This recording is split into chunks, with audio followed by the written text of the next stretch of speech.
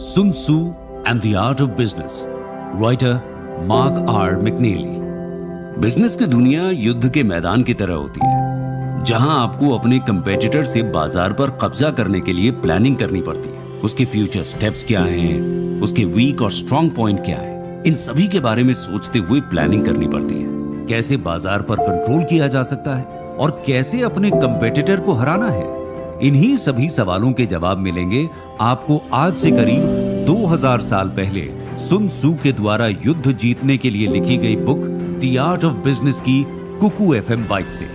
भले ही ये बुक युद्ध से रिलेटेड हो, लेकिन डेली लाइफ में इसके रूल्स बड़े ही इफेक्टिव हो सकते हैं। सबसे पहली की लर्निंग है, युद्ध का आखिरी और एकमात्र लक्ष्य जीतना होना चाहिए।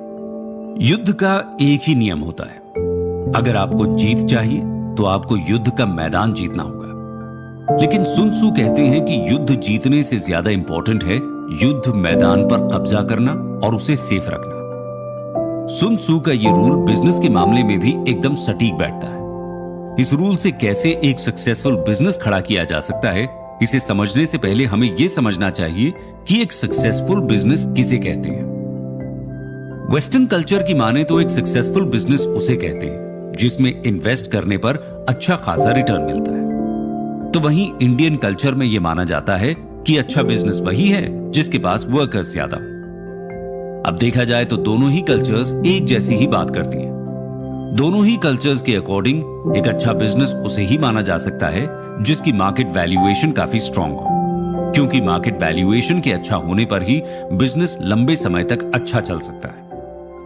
बिजनेस भी एक तरह का युद्ध ही है, जहां आपको अपने कंपेटिटर को हराने के लिए मार्केट पर कब्जा करना होता है। काफी बार ऐसा होता है कि मार्केट पर कब्जा करने की इस दौड़ में मार्केट ही बर्बाद हो जाते हैं और उसके बाद तो बिजनेस को डूबना ही होता है। ऑथर का रूल ऑल अंडर हेवन ले लो बिजनेस के लिए भी एक अच्छी स्ट्रैटेजी साबित हो सकता है। ऑल अंडर हेवन ले लो का मतलब है कि मार्केट के ज्यादातर हिस्से पर आपकी पकड़ होनी चाहिए। जब मार्केट के ज्यादातर हिस्से पर आपकी पकड़ होती है तो आप आसानी से बड़ा प्रॉफिट कमा सकते हैं। जब आपके बिजनेस का प्रभाव मार्केट के एक बड़े हिस्से पर रहता है तो इकोनॉमी में सुधार होने पर और कस्टमर बढ़ने पर इसका इफेक्ट आपके प्रॉफिट पर साफ साफ दिखाई देता है। लेकिन कभी कभी ऐसा भी हो जाता है कि मार्केट पर कब्जा करने के चक्कर में बिजनेस ही बंद हो जाते हैं। इसे हम एक छोटे से एग्जाम्पल से समझते हैं। 1993 के दौर में फिलिप मॉरिस की मार्लबोरो सिगरेट दुनिया का सबसे मशहूर ब्रांड था। मार्लबोरो का पूरे टबैको मार्केट पर कब्जा था, लेकिन अब दिक्कतें धीरे धीरे खड़ी होने लगी थी। मार्लबोरो के कंपेटिटर्स अच्छी सिगरेट मार्लबोरो से कम कीमत पर बेच रहे थे, जिससे मार्लबोरो का मार्केट धीरे धीरे गिर रहा था। यह देखकर कंपनी के ओनर फिलिप मॉरिस ने बिना सोचे समझे तेजी से एक्शन लिया और सिगरेट की कीमतों को 20% तक कम कर दिया। छूट देने वाले ब्रांड्स ने भी सिगरेट की कीमतों को और ज्यादा कम कर दिया। जवाब में मार्लबोरो ने भी कीमतें कम कर दी। इस तरह से ये रेस चलती रही और सिगरेट मार्केट पर मार्लबोरो का कब्जा बना रहा। लेकिन हावी होने की इस दौड़ में भले ही कंपनी मार्केट पर हावी रही हो, लेकिन आज ये कंपनी पूरी तरह से कर्ज में डूबी हुई है। इसलिए मार्केट पर हावी होने की इस दौड़ में खुद की वैल्यूएशन से कोई कॉम्प्रोमाइज नहीं होना चाहिए। अगली की लर्निंग है, हमेशा दुश्मन की कमजोरियों पर हमला करें, उसकी ताकत पर नहीं। एक नदी जब पहाड़ों से निकलती है तो वो अपने रास्ते में आने वाली हर चीज को अपने साथ बहा ले जाती है। अब सवाल यह आता है कि नदी के पास ये पावर आती कहां से है? इस सवाल का जवाब छिपा है नदी के नीचे की तरफ बहने में। नदी हमेशा नीचे की तरफ ही बहती है, इसलिए उसके रास्ते में जो कुछ भी आता है वो उसके बहाव के साथ बह जाता है। वहीं दूसरी तरफ अगर नदी नीचे की तरफ बहने की बजाय ऊपर की तरफ बहती तो नदी में इतनी पावर नहीं होती।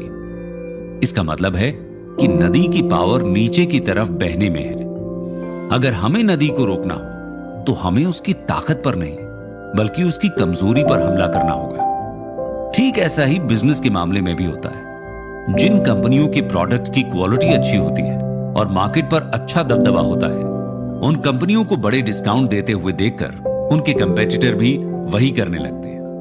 उन्हें लगता है कि ब्रांड्स के लिए जो स्ट्रैटेजी काम कर रही है वही स्ट्रैटेजी उनके लिए भी काम कर सकती है। इस कारण से वो अपने कंपेटिटर ब्रांड से अच्छी क्वालिटी के प्रोडक्ट्स ज्यादा डिस्काउंट पर बनाने की कोशिश करते हैं। हो सकता है आपको ये लग रहा हो कि ऐसा करना ठीक ही है, लेकिन ऑथर इसे सही नहीं मानते, क्योंकि ब्रांड्स की यही तो ताकत है। और जब आप ब्रांड्स की ताकत पर हमला करते हैं तो आपको हारना ही पड़ता है। इसलिए ब्रांड्स की ताकत पर हमला करने की बजाय ब्रांड्स की कमजोरियों पर हमला करना चाहिए। इसे हम एक एग्जाम्पल से समझते हैं। 1980 के दशक की शुरुआत में AT&T कंपनी के अधिकारियों ने देखा कि उनके कंपेटिटर पर्सनल कंप्यूटर के फील्ड में तेजी से आगे बढ़ रहे हैं और इसलिए उन्हें भी कंप्यूटर के फील्ड में आना चाहिए। उन्होंने सोचा कि जो स्ट्रैटेजी IBM और HP के काम आ सकती है वो उनके मामले में भी काम कर सकती है। इसलिए AT&T ने भी अपने कंप्यूटर डेवलप करने शुरू कर दिए। AT&T ने मॉडर्न मशीनरी और जबरदस्त रिसोर्स के होते हुए भी अपने कंपेटिटर के कंपैरिजन में पर्सनल कंप्यूटर मार्केट में ज्यादा अच्छा परफॉर्म नहीं किया, जिससे करीब 8 साल बाद अरबों रुपयों के नुकसान और हजारों वर्कर्स को जॉब से निकालने के बाद कंपनी को यह फील्ड छोड़ना पड़ा। AT&T को IBM और HP की ताकत पर हमला करना नुकसान दे गया। इसके ऑपोजिट जापानी कंपनियां जैसे कि टोयोटा, सोनी और होंडा ने अमेरिकी कंपनियों के लो क्वालिटी प्रोडक्ट को देखा तो उन्होंने प्रोडक्ट की इसी कमजोरी पर हमला किया और बेस्ट प्रोडक्ट डेवलप करके तेजी से दुनिया के बाजार पर छा गए। अगली की लर्निंग है सामने वाले की कमजोरियों का पता कैसे लगाएं। अब हम इस बात को अच्छे से समझ चुके हैं कि बिजनेस को सक्सेसफुल बनाने के लिए कंपेटिटर के स्ट्रॉन्ग पॉइंट्स पर अटैक करने की बजाय उसके वीक पॉइंट्स पर कैसे हमला किया जाना चाहिए। लेकिन इतनी नॉलेज से काम नहीं चलेगा। आप सिर्फ ये जानते हैं कि अटैक वीक पॉइंट्स पर करना है, लेकिन ये नहीं जानते कि अपने कंपेटिटर के वीक पॉइंट्स का पता कैसे लगाएं। जब तक आप इसे नहीं समझ लेते तब तक आप आगे नहीं बढ़ सकते। ऑथर के अनुसार युद्ध के मैदान में वही जनरल जीतता है जो अपने दुश्मन की ताकत, उसके वीक पॉइंट्स के बारे में अच्छे से जानता हो। एक अच्छा जनरल वही हो सकता है जो दुश्मन क्या सोच सकता है और कहां तक सोच सकता है इसके बारे में पहले से ही जानता हो। मार्केट में आपके कंपेटिटर के बारे में आपके पास हर एक इंफॉर्मेशन होनी चाहिए। आपका कंपेटिटर फ्यूचर में क्या करने वाला है, आपको इसका भी अंदाजा होना चाहिए। अपने बिजनेस को आगे बढ़ाने की प्लानिंग करने से पहले आपको अपने कंपेटिटर के बारे में अच्छे से जान लेना चाहिए। अपने दुश्मन के बारे में आपको ये सभी जानकारियां इजी वे से नहीं मिल सकती। न ही आप उसकी परफॉर्मेंस के पुराने रिकॉर्ड के बेसिस पर इसका अंदाजा लगा सकते हैं और ना ही आप उसके पास्ट से। इसका अंदाजा लगाने की सबसे आसान ट्रिक है, आपको उन लोगों से बात करनी चाहिए जो आपके कंपेटिटर के बहुत करीबी हैं और आपके कंपेटिटर की मेंटालिटी को अच्छे से समझते हैं। यानी कुल मिलाकर बात इतनी सी है कि अपने दुश्मन को हराने से पहले आपको उस पर अच्छे से रिसर्च करनी चाहिए। अपने कंपेटिटर के बारे में जानने की शुरुआत आप उसके एनुअल बिजनेस, उसकी वर्किंग फोर्स, उसके प्रोडक्ट मार्केट में किस हद तक हावी हैं, इन पॉइंट से कर सकते हैं। लेकिन अपने कंपेटिटर को हराने के लिए बस इतना ही काफी नहीं है, बल्कि आपको इससे भी आगे सोचना होगा। अपने कंपेटिटर के इंटरव्यू, प्रेस रिलीज को अच्छे से देखें, क्योंकि इससे आपके लिए यह पता लगाना आसान हो जाएगा कि आपका कंपेटिटर किस स्ट्रैटेजी पर काम करता है और वो फ्यूचर में कैसे ग्रो करने वाला है। इसके अलावा आपको उनके वर्क कल्चर, उनके मोटिव, उनकी धारणाओं को अच्छे से समझना होगा और उन्हें बाहर लाना होगा। कंपेटिटर के वर्क कल्चर को सबके सामने लाने का सबसे अच्छा तरीका है कंपेटिटर के सबसे अच्छे ऑफिसर्स के पास्ट के बारे में जानना। उन्होंने पहले कहां पढ़ाई की थी या फिर किस कंपनी में काम किया है, उनकी लाइफ के वो कौन से इंसिडेंट थे जो उन्हें आज के जैसा बनाते हैं।